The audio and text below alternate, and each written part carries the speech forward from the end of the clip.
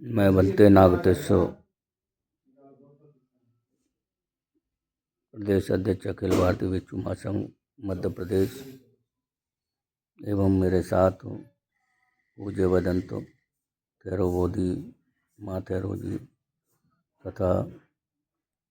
वदंत सम्यक बोधि थेरो जी भिक्खु बुद्ध ज्योति एवं सम्यक संघ बोधि आदि छत्तीसगढ़ की राजधानी रायपुर में दिनांक 13/11/2025 को होने वाले राज्य स्तरीय बौद्ध सम्मेलन में भाग लेने के लिए अमरकंटक एक्सप्रेस से भोपाल रेलवे स्टेशन से रवाना होकर 12/11/2025 को सुबह 7 बजे रायपुर में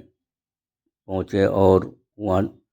से त्रिरत्न बुद्ध विहार पर जो कार्यक्रम स्थल है पर पहुँच करके वहाँ पर उस एक दिवसीय प्रांत स्तरीय बौद्ध सम्मेलन में भाग लेने के लिए उपस्थित हुए हैं और उम्मीद करते हैं कि इसी तरीके के कार्यक्रम प्रत्येक क्षेत्रों में होते रहें और आज के 13/11/2025 के आयोजित प्रांत स्तरीय बौद्ध सम्मेलन के मुख्य अतिथि पूज्य वदंत आनंद जी महास्थवर राष्ट्रीय अध्यक्ष अखिल भारतीय भिक्षु महासंघ होंगे और आज के कार्यक्रम के संपन्न होने के बाद उड़ीसा में एक बौद्ध सम्मेलन आयोजित होने जा रहा है जो कल 14 और 15 तारीख को आयोजित होगा। उसमें भी हम लोग उधर भाग लेने के लिए पहुँचेंगे, अपनी उपस्थिति दर्ज कराएंगे और इसके वापस लौटने के बाद मध्य प्रदेश में प्राचीन बुद्ध स्थल सांची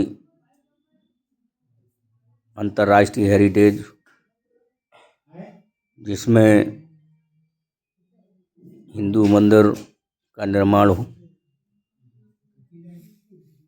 कुछ समय पहले हो गया है, उसे हटाए जाने के लिए 2022 से बराबर अखिल भारतीय भिक्षु महासंघ के द्वारा जिला रायसेन एवं जिला विदिशा के कलेक्टरों को भी लिख के दिया जा चुका है बौद्धों की मूलभूत समस्याओं के निदान के संबंध में। और यहाँ तक है मध्य प्रदेश के मुख्यमंत्री तत्कालीन मुख्यमंत्री शिवराज सिंह को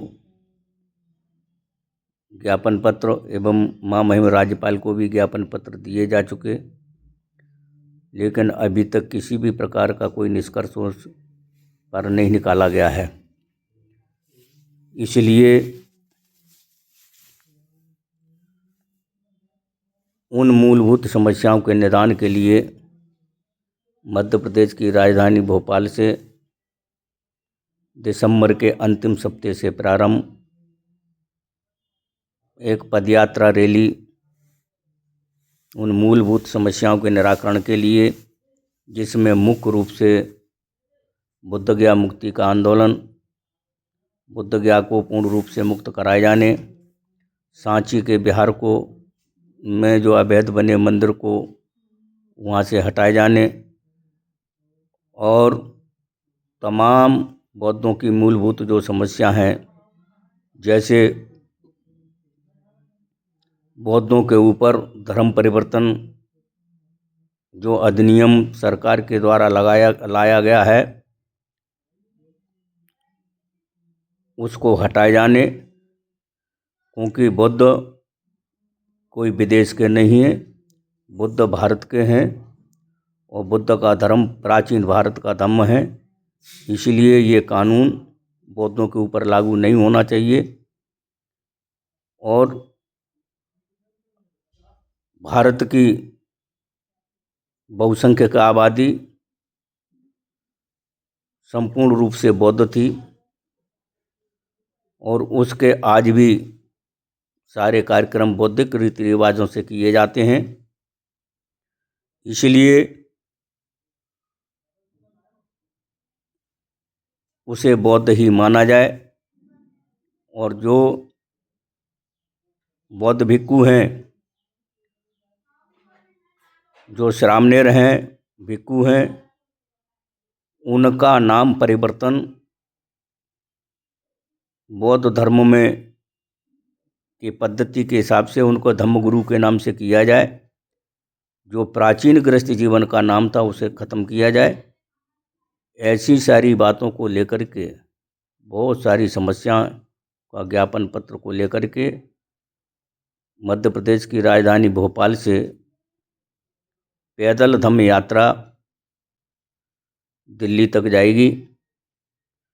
जिसमें लगभग 50 भिक्खु अपनी पूर्ण जिम्मेदारी के सहित प्राचीन बुद्ध स्थलों को पूर्ण रूप से मुक्त कराए जाने के लिए उस धम्म यात्रा रैली में शामिल होंगे और बुद्धमय भारत को बनाए जाने के लिए भी वो रैली होगी, क्योंकि भारत जब तक मुक्त नहीं हो सकता है, जब तक स्वतंत्र नहीं हो सकता है, जब तक बुद्धमय भारत स्थापित नहीं होता है। क्योंकि जो धर्म जातियों का भंडार हो, जहाँ जातियों के नाम से पूजा की जाती हो, उस क्षेत्र में, उस राज्य में, उस राष्ट्र में कभी विकास संभव नहीं हो सकता। विकास का रास्ता जाति से ऊपर उठकर है, जाति को ख़त्म करने पर ही होगा। तो जाति ख़त्म जब ही हो सकती है जब वो बुद्ध के भारत में बुद्ध के आदर्श को स्वीकार बहुसंख्यक जो आबादी है वो करती है, उस पर जो लगाया गया बंदिश है वो हटाया जाए। क्योंकि जिस धर्म की लोग कल्पना करने के लिए निकले हैं, हिंदू नाम का कोई धर्म है ही नहीं। जो हिंदू की बात करते हैं उनके धर्म ग्रंथों में हिंदू नहीं है। हिंदू दयानंद सरस्वती ने अपने सत्य प्रकाश पुस्तक में लिखा है कि हिंदू मुगलों के द्वारा दी गई गाली है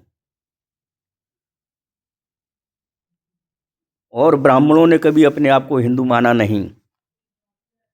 जब भी मौका पड़ा तब ब्राह्मणों ने अपने आप को सिर्फ ब्राह्मण कहा, वैदिक कहा, आर्य कहा, लेकिन हिंदू कभी स्वीकार नहीं किया। हिंदू जो जागती ही कौम है, आज जो बुद्ध की तरफ दौड़ रही है, उस कौम को भ्रमित करने के लिए, उस कौम को दिशाहीन बनाने के लिए और उसे गुलाम बनाए रखने के लिए कुछ बदमाश किस्म के लोग हैं जो हिंदू राष्ट्र की वकालत करते हैं। वो और उनके परिवार और उनकी जातियां आज भी देश की दबी कुचली मजलूम जातियों के लोगों के साथ, जो उन्हीं के द्वारा बनाई गई जातियां हैं, उनके साथ भेदभाव करते हैं, उनके साथ छुआछूत करते हैं, उनको बराबरी का अधिकार नहीं देते हैं, उनके पढ़ाई लिखाई को देखना ये पसंद नहीं करते हैं, उनको नौकरियों में देखना ये पसंद नहीं करते हैं, उसको सम्मान के साथ जीना ये पसंद नहीं करते हैं। तो काय का हिंदू राष्ट्र, किस बात का हिंदू राष्ट्र। तो मैं आप सभी से अपील करता हूँ कि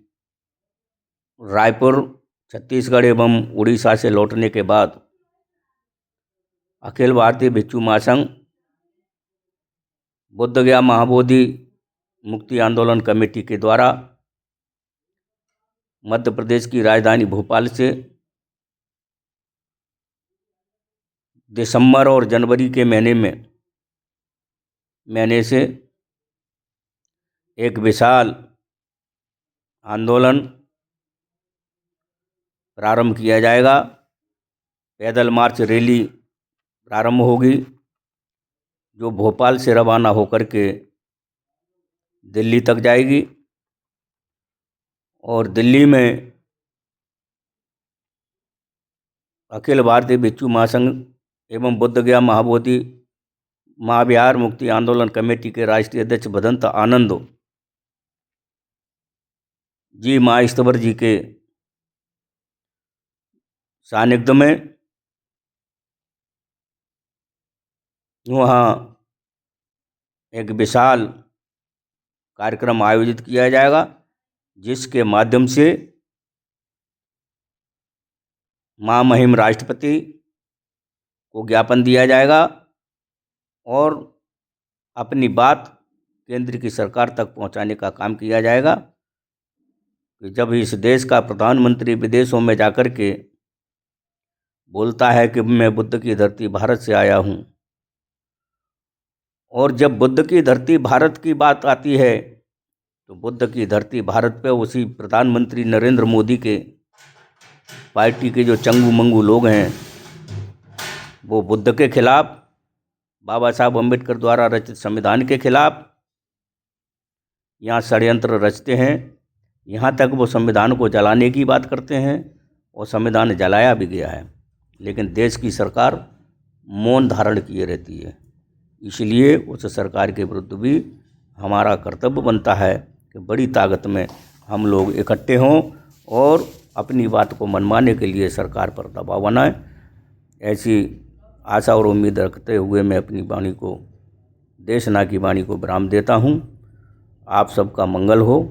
आप सभी सुखमय हो, आप सभी की लंबी उम्र हो, आपका धन बढ़े, बल बढ़े, आयु बढ़े। और मेरा आपसे निवेदन है